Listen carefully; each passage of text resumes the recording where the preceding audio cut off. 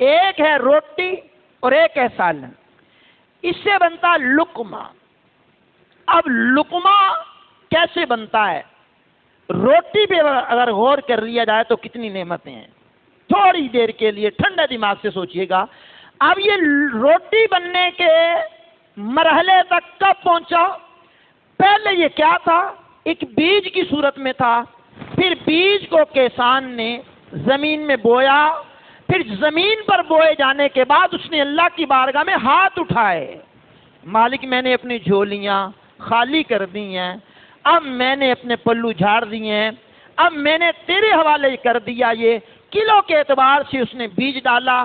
اللہ نے کیا کرم کیا؟ زمین کو صلاحیت عطا کی، زمین کو صلاحیت عطا کی۔ اس نے اپنے اندر اس دانے کو لیا۔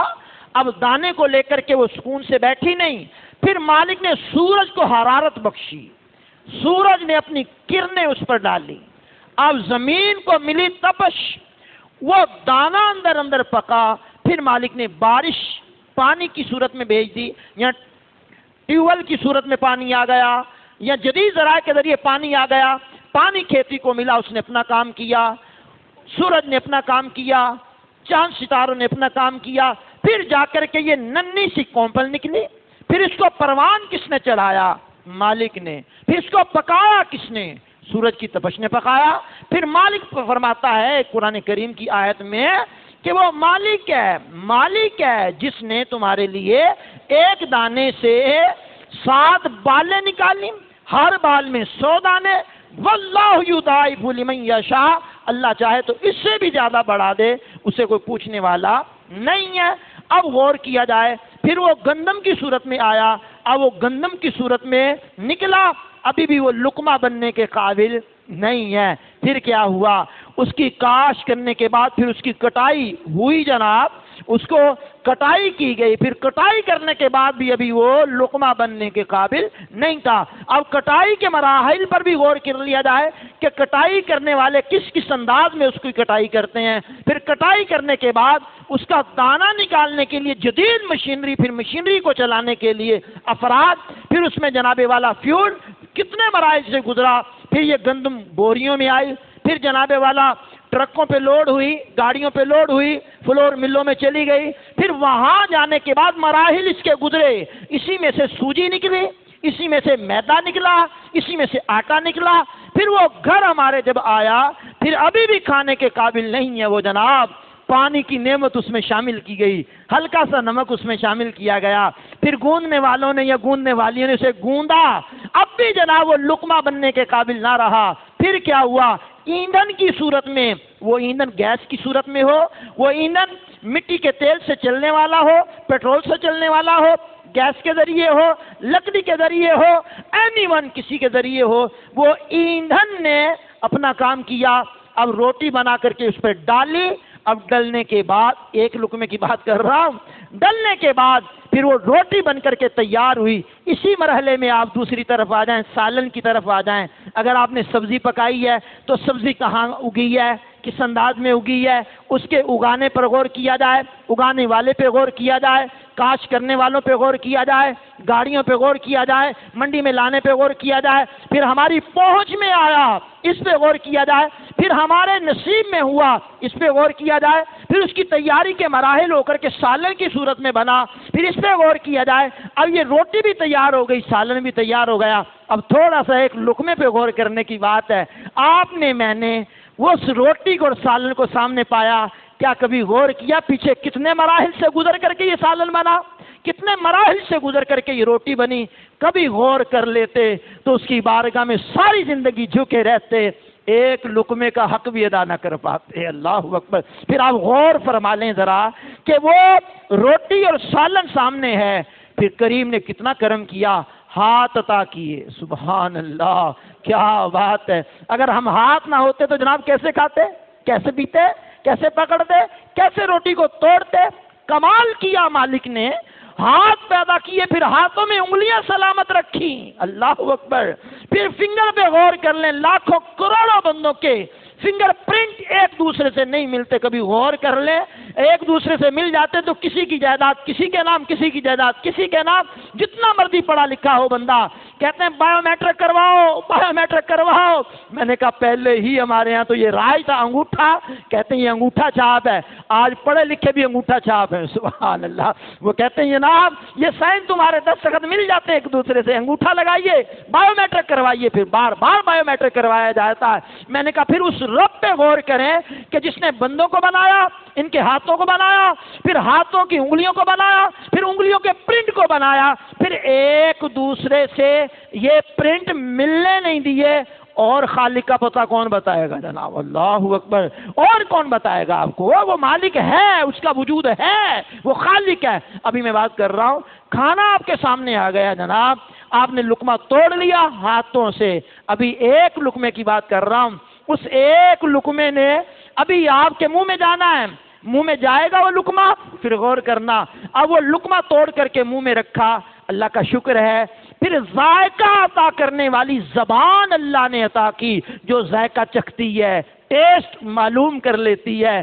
کبھی روزوں میں جن کے شوہر عورتوں کے سخت ہوتے ہیں وہ غور کریں کہ ان کو حکم ہے کھانے پینے کا ٹیسٹ, ذائقہ چکھ سکتی ہیں, نگل نہیں سکتی. چکھ لیں گی تو ان کا روزہ ٹوٹے گا نہیں. صرف وہ چکھ سکتی ہیں, استعمال کر کے اندر نہیں لے جا سکتی. پھر ذائقہ چکھنے کے لیے زبان عطا کی. پھر وہ زبان کے ذریعے کھانا اچھا ہے, کھانا باسی ہے, کھانا خراب ہے.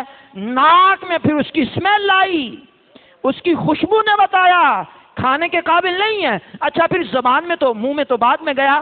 پہلا بندہ لقمہ اٹھاتا ہے, ناک خبردار کرتا ہے, خبردار یہ کھانے کے قابل نہیں.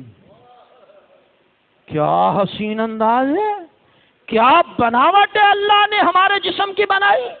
تو میں بات کر رہا ہوں نعمت طعام پر شکر مدام. اللہ اکبر. اب وہ کھانا چاہیے کہ نہیں, ہمارے ناک کے قریب آ گئے, ہم نے فوراً ہٹا دیا, یہ تو ٹھیک نہیں ہے, ٹھیک نہیں ہے. اچھا بعض کا ناک بند ہو جاتا ہے, انہوں نے منہ میں رکھا, زبان نے بتا دیا ٹھیک نہیں ہے, فوراً اس کو الٹی کر دیا, فوراً نکال دیا. پھر ابھی بھی ختم نہیں ہوئی بات, ایک لقمے کی بات ہے. ذرا اونچی آواز میں سبحان اللہ پڑھ سکتے ہیں, اور اونچی آواز میں پڑھ سکتے ہیں جناب, الحمدللہ بھی پڑھ سکتے ہیں جناب. مالک نے اس لقمے کو کس انداز میں, اندر بتی دانت بنائے, داڑیں بنائیں, پھر ان کو چبانے کی اللہ نے صلاحیت عطا کی. کبھی میڈیکل والوں سے پوچھئے, یہ جو بندہ لقمہ اندر لے جاتا ہے پھر اس کو چباتا ہے تو ایسا لعاب ہے, چبانے سے منہ میں ایسا لعاب اللہ نے رکھا, وہ کھانے میں مکس ہوا. پھر اللہ نے گلے کو صلاحیت عطا کی, گلے کے ذریعے وہ معدے میں اتر گیا. اللہ اکبر. اب معدے نے کتنا کام کیا, اللہ اکبر. ہر چیز اپنا اپنا کام کر رہی ہے, ہر چیز اپنا اپنا کام کر رہی ہے. پھر معدے نے کتنا کام کیا, معدے کو ہضم کرنے کی صلاحیت کس نے عطا کی ہے جناب, معدہ بنایا کس نے ہے جناب, معدے کو صلاحیت کس نے دی ہے کہ وہ کھانا ہضم کرے. وہ ایک لقمہ معدے میں پہنچا, اس سے طاقت جس سے ملنی ہے وہ چیزیں الگ ہوئی, خون جس سے بننا ہے الگ ہوئی, وہ جو فضول چیزیں ہیں وہ الگ ہوئی. ان کو مالک نے فضول چیزوں کو, سکریپ چیزوں کو, فضلے کو الگ کیا, طاقت کو الگ کیا, خون کو الگ کیا. جسم میں جہاں جہاں طاقت پہنچنی تھی وہ طاقت پہنچی. جو اضافی چیزیں تھیں جن کا جسم میں رہنا ٹھیک نہیں تھا, مالک نے جسم سے باہر نکالنے کا نظام بنایا. اور اللہ کس کو کہتے ہیں جناب, اللہ اکبر. غور کیجئے, ایک لقمے پر غور کیجئے, ایک لقمے کی تیاری پہ غور کیجئے, ایک لقمے کے بننے پہ غور کیجئے, پھر پتا چلے گا کہ ایک ایک لقمے کا شکر بھی ادا کرتے رہنا چاہیے. اللہ اکبر. کتنی نعمتیں بندگان خدا کو مالک نے دی ہیں, کتنا مالک کائنات نے نوازا ہے, لیکن بندگان خدا اس پہ غور کرتے نہیں ہیں. اب آئیے ذرا سنیے, ذرا اتنے مراحل سے گزر کر کے یہ کھانا اندر پہنچا. پھر اب حکم والا ہوا کہ بات یہ ہے کہ جب تم کھانا کھانے لگو, جب تم کھانے کا ارادہ کر لو کہ اب میں نے کھانا سامنے آ گیا, تو جانوروں کی طرح ٹوٹ نہ پڑو. حدیث میں آتا ہے کہ کھانے کا وضو کر لیا جائے. کھانے کا وضو مطلب مفہوم حدیث پڑھ رہا ہوں، کھانے سے پہلے اپنے ہاتھ یہاں گٹوں تک دھو لیے جائے اچھے انداز میں، اور ڈاکٹر بتاتے ہیں اگر صابن سے بھی دھو لیے جائیں تو بہت اچھی بات ہے، کیونکہ ان کے ذریعے ہاتھوں میں جو جراثیم ہوتے ہیں وہ نکل جاتے ہیں. اب کھانا کھانے سے پہلے دونوں ہاتھ یہاں تک دھو لیجئے اور پھر کلی کر لیجئے. یہ سنت مبارکہ ہے. ہاتھوں کا دھونا کلی کرنا سائنس آج بتا رہی ہے نا کہ آپ ہاتھ صابن سے دھوئیں، جو یہ کریں تو وہ کریں تو جراثیم دور ہوتے ہیں.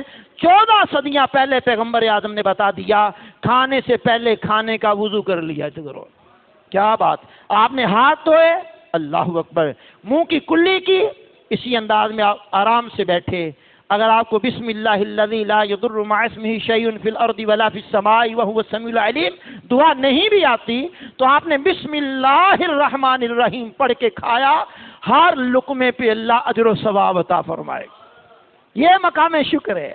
اس مالک نے دیا تو اس کے نام سے شروع کیجئے، کھائیے، استعمال کیجئے، پھر اللہ اکبر. اگر بھول جائے تو بعض روایتوں میں بسم اللہ اولہ و آخرہ ہے، اور بعض روایتوں میں یہ ہے کہ بھول جائیں تو پھر کہیں بسم اللہ فی اولہ و آخرہ.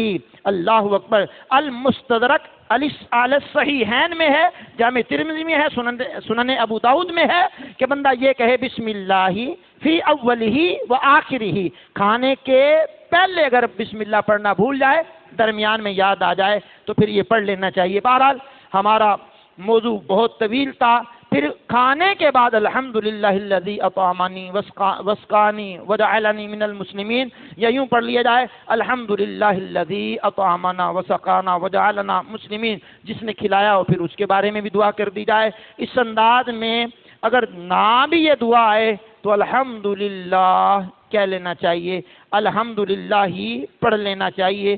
اور الحمدللہ پڑھنے کے بعد پھر جس نے کھلایا ہے اس کا بھی شکریہ ادا کر دینا چاہیے. عرشوں کا مالک ہمیں کھانے پینے پر بھی اپنا شکر ادا کرنے کی توفیق عطا فرمائے. میں نے سورہ عبس کی آیت نمبر 24 سے لے کر کے 32 تک اس کا خلاصہ بیان کیا. پھر امام مسلم کی صحیح مسلم سے، جامع ترمذی سے، ابو عیسیٰ کی ترمذی سے، پھر میں نے المستدرک علی الصحیحین میں سے، پھر دیگر روایات سے میں نے آپ کے سامنے کچھ بیان کیا کہ اللہ کی نعمتیں کھا کر کے اس کا شکر ادا کیجئے کھانے پینے کے ایام میں. اور ان 3 دنوں کو بالخصوص ایام تشریق جو ہیں 11، 12، 13 اور پیچھے 2 دن ملا لیں گے تو وہ تکبیر تشریق کے دن ہیں. 9 ذوالحجۃ الحرام کو اس کو کہتے ہیں یوم عرفہ، 10 کو کہتے ہیں یوم النحر، 11 اور 12 کو کہتے ہیں ایام تشریق. تکبیر تشریق 5 دنوں میں پڑھی جاتی ہے. ایام تشریق صحیح مسلم کی حدیث کے مطابق یہ 3 دن جو ہیں 11، 12، 13 یہ کھانے پینے کے دن ہیں، اور ان میں اللہ کا ذکر بھی کرنا چاہیے اور کھانے پینے کے بعد اللہ کا شکر بھی ادا کرنا چاہیے. اللہ عرشوں کا مالک ہمیں آپ کو عمل کی توفیق سے مالا مال کرے. وآخر دعوانا الحمدللہ رب العالمین.